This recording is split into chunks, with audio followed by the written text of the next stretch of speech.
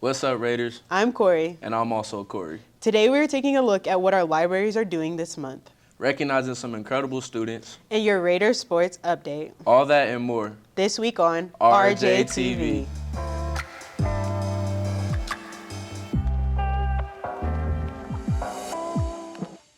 This month is Black History Month.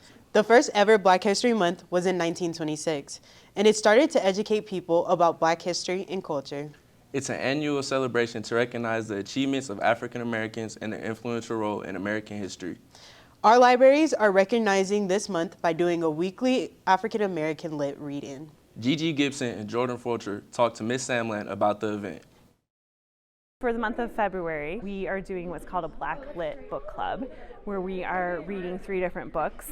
Wake, which is a graphic novel. Wearing My Mother's Heart, which is poetry. Clap When You Land. It was not random, it was very intentional. I chose books that would help fit into our Wisdom of Women theme. You'll notice that all 3 authors are female, and with strong female characters. We have 2 more meetings. So on February 23rd, we'll meet in the BD Library Computer Lab. And March 1st, we'll meet and discuss the entire book.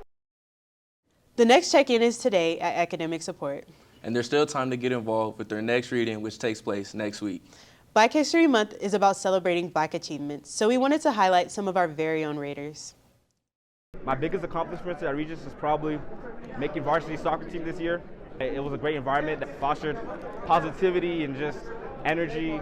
You know, it's a loving environment. Everyone loves you to support you, and it's a very Christian environment. Founding the Black Student Union or just getting to present for Diversity Day, Regis really gave an opportunity for that. They were just super open to any ideas that I have, and they're really just foster a place for me to grow. My greatest accomplishments are probably going to the Final Four last year for basketball, getting that better leadership and just growing as a person. I felt like Regis, it just allowed me to lock in on sports and academics, so I was able to be dialed in all 4 years and just help me grow. I'd probably say getting my 1,000 points for basketball, and then obviously getting to Harvard. Academic rigor helped, and then also the team.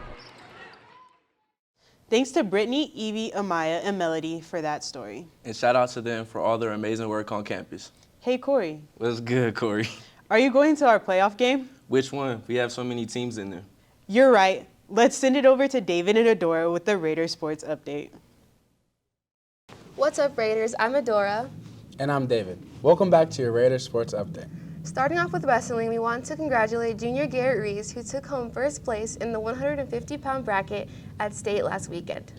He pinned Grandview's Jonathan Montez Gonzalez at 346 to take home the title. Amazing work, Garrett. Congratulations.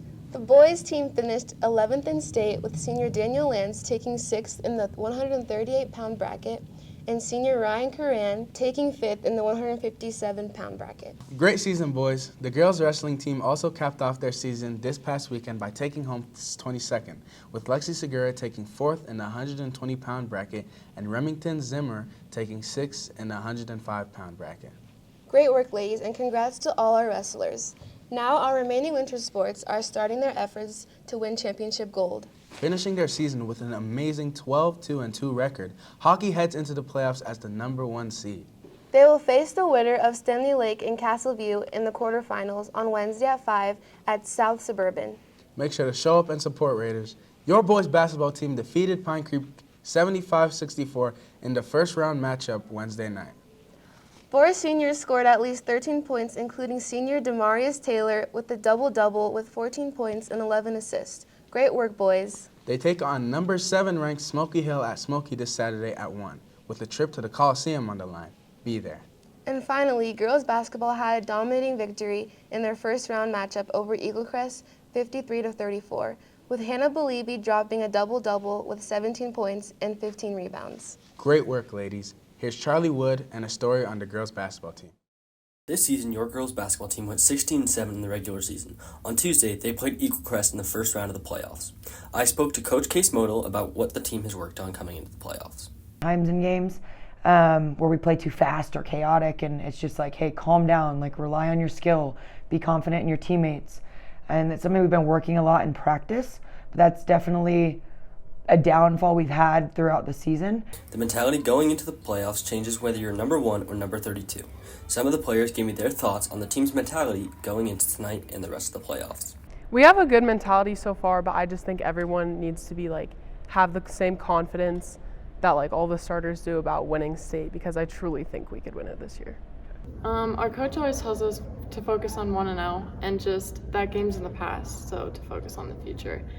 We need to keep going and like looking what's ahead of us instead of what's behind us, and it's already in the past. I think the team is more motivated because we did play against like tougher teams during our season, so we kind of like know what to expect when we do play against these kind of teams during the playoffs.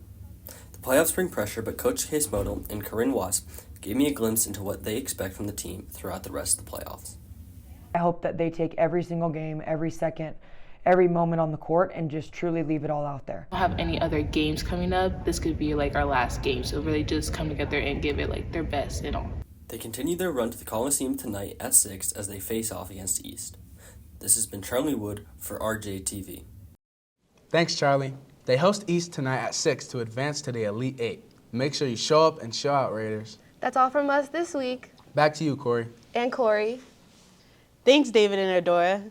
Hey, Kori, did you know DECA competes at the Broadmoor this weekend for state?